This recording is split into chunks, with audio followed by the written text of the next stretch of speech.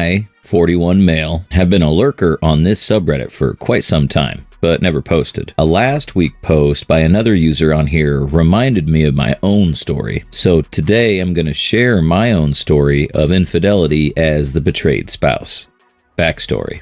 About 7 years ago, my wife, then 33 female, finally confessed to having an affair. I found their emails, flirtatious, suggestive, but nothing that suggested they ever met in person. She then trickle-truthed for weeks before finally coming clean about the AP. It was a roller coaster ride, and I had a feeling she withheld a significant amount of information. I had a strong suspicion the affair was physical, despite her swearing otherwise. I guess some men would have walked away at this point, but I needed something more substantial before I threw my marriage away. So I kept my senses on high alert and kept digging. Then one weekend, my suspicions were confirmed. When I snooped in her laptop, she had accidentally left unlocked. I discovered the flight confirmation emails for her and her AP for the trips she took with him, when she claimed to be visiting her family who lived a few states away. She'd been leaving me home alone, eating microwave meals, while she was screwing him all over Ibiza. It was gut-wrenching, but that was my cue to leave. I didn't bother to find if she had ended the affair like she said she did. Maybe she did. Maybe she didn't. It didn't matter to me. She appeared to be doing everything right by then and seemed remorseful. But my biggest fear was that had I stayed, a few years down the line, what if she reversed to her old ways? Then what'd I do? I didn't want to spend the rest of my life looking over my shoulder. I never breathed any of this to my ex. I kept my mouth shut and kept attending the marriage counseling sessions and taking on the blame at the sessions for driving the ex to her affair. Now, with the divorce looming over, I had to take a look at the finances. Throughout our relationship and marriage, I was the bigger contributor to our finances. She had over $100,000 in college debt because she'd given up 2 expensive degrees midway before getting her human resources degree finally. So a majority of her income went into settling her debt, and whatever was left over, she spent on herself and utilities, and on her affair, as I found out. I paid our rent and car payments and the majority of our bills. At this point, I'd accepted that I'd be ordered to pay alimony and would need to give up half my car. I was fine with it, but what I was not ready to part with was the $120,000 I had in my bank. It was the result of my blood, sweat, and tears. I had busted my ass for 7 years for that money. It was supposed to go in a down payment when we were to find our dream home, where we were supposed to start our family. I was not about to give my ex a $60,000 reward for screwing another guy behind my back and ruining my life plans. So over the next few months, I developed a gambling habit as a coping mechanism for her betrayal. I went to Vegas twice and blew up $20,000 each time. In actuality, I stocked them at the safe at my parents' house. They were aware and were fully supportive of me. I kept visiting local casinos frequently. I barely spent anything at them, but used up the free credits at the slot machines. But each time, I withdrew money and made sure to hand them over to my dad, who drove by to collect them or went by their house myself. This continued for the next 8 months, and my ex was sick with worry that I was driving us to the brink of bankruptcy. All I said to her was that she had her share of fun with her affair, so it's my turn now. After I drained my account till there was under $10,000 left, I hired a lawyer with the remaining amount. Told her I couldn't move past the affair despite all the therapy and that I'm filing for divorce. Moved out and had her served. She tried everything from begging to guilt tripping to threatening to get me to take her back. When all of that failed, she got vindictive. Her lawyer tried to stick me with half her college debt, but that failed because she did all that before we were married. She then tried to ask for an atrocious amount of alimony, but she was granted a much smaller amount, which I was fine with. I had to sell my car and give half of it to her. She grasped onto whatever money and assets and tried to get as big a share as she could. She was distraught when she learned I had gambled away all of our savings, and she got angry that she'd have to pay her debt all on her own. I told her maybe she could get AP to pitch in, and she very nearly lost it, right there outside the courtroom. Sometime after the divorce was finalized, I started depositing the money in the safe back into my accounts little by little, but mainly I used the safe money on my expenses instead of using my salary. That way I was avoiding making any large suspicious deposits. I also bought a car with the safe money. A few years ago, I also bought my dream house, but the highlight of it all is that that I've stayed away from any committed relationship whatsoever. I've had my share of casual sex and flings, but other than that, I have no intention of committing to a woman for a lifetime. The takeaway from my story to all the betrayed men is that if your woman cheated emotionally or physically, be gone. Just be gone.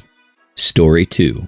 I'm 30 now. Wife is 28. My story starts about 4 or 5 years ago. My wife used to be a stay-at-home mom for my 2, at the time, kids. I worked all the time and was building a small business when it wasn't working. It was hard with only one income just to get by, but we were making it. On New Year's Eve of 2014, we decided we were going to separate. We'd been having terrible fights for months, and neither of us really liked the other person anymore. After just a few days, it was clear to me that I didn't want to split, and I had to come to terms with the fact that my absence was causing the majority of our problems. I dealt with a lot of issues at that time. I was not a good husband. I wasn't there. I didn't help with the kids enough or the house. I wanted to be elsewhere. I was taking her for granted, and she deserved better. I admitted this to myself and deeply felt that I needed to change things. It was hard to admit that, but I'm glad I did. I couldn't change myself in a week like I thought. I'm still working today, but there was a lot of growth in those first few months. 3 months after the split, she wanted a job. She was isolated and needed some social time. I was all for it. Not long after she started working, I started to get that gut feeling. Never could prove anything though. We were back to having problems. I told myself I was being insecure, irrational, etc. There was a guy she worked with that I guess I was threatened by. In response to this, I would visit her at work. She was a server and so was he. When we went out to eat, I specifically asked for him to be our server. Made halfway friendly with this guy. We were still having problems around July when we had another big talk, and I admitted to myself that I still had some growing to do. I was completely miserable. Felt like my wife didn't love me anymore, and I was trying everything and anything to get her attention. My business was growing and we were better off financially than ever before. By all my accounts, we should have been completely blissful. It should be noted that intimacy had been completely cut out. So after July, we made peace and even decided to have a baby and started trying. Life was great. I had my wife back and I felt loved and it was good. She continued to work there. In February of the next year, I get up to use the bathroom and her phone dings. She's got a Kik account and she's been messaging. I didn't know about her Kik and she's only got one contact. It was him, of course. She hadn't completely quit working, but she was not going in like she had been. But the messages I read between them are typical couples arguments about not seeing each other. He's upset with her about not seeing each other as much at work, and she's telling him she's sorry. They each say they love each other, etc. I confronted her immediately. She explains the affair. He chased her and she liked the attention, etc. She says she never slept with him, only one kiss. We make up. I'm extremely glad I found out when I did because no way would I have considered reconciling in July. I blamed myself for being so hard to be with. I pushed her into it, etc. I've never truly gotten over it. It still eats at me today. Otherwise, we've had a very strong marriage for a long time, until a couple of months ago when I started to get that gut feeling again. I found a number in her phone. My job allows me the capacity to search and find whoever it belongs to. It's, of course, him. I confronted her yesterday. She denies it. I really don't have any proof to show her either. She says she's never had his phone number. She swears. It's maybe possible I looked him up and wrote it down, but I'm 99.9% I got it from her phone a few months ago. I got it and stashed it, then forgot about it. Just looked him up earlier this week. I find two things hard to believe. She was texting this guy for 10 months, telling each other they were in love and never slept together. She was texting this guy who she was in love with for 10 months and never talked on the phone once. I've never felt like I got the whole story, and that bothers me still today. I just wanted to have her back and never let go. I was scared to death our marriage was over. I haven't left because there's a tiny part of me that thinks maybe I didn't find that number in her phone. Maybe I looked him up and forgot. It's been a while. She's not talking to me right now. She says she made a mistake back then and feels like she's constantly paying the price for it. She's not. It literally never comes up. She says she hasn't talked to him since back then. I have no proof to show her. There's a stone in my gut that won't go away, exactly like it was last time. I'm pretty much obsessing over it.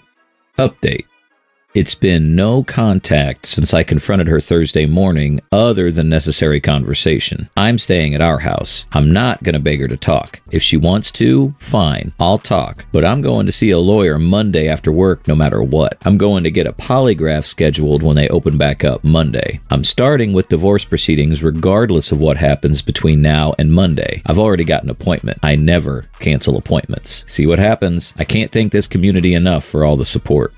Wife and AP are screwing. Kiss equals fuck in Cheater's Handbook. Gather all evidence of infidelity. This includes installing spy cameras throughout the house, tracking her movements with GPS devices, and hiring a private investigator to monitor her activities. The goal is to collect concrete evidence without confronting her directly. Then hire a merciless lawyer and annihilate her in the divorce. Seek the maximum custody of the children and minimum alimony in the divorce proceedings. Maintain a normal facade until serving divorce papers, then use the leverage you have to get everything you want. Good luck.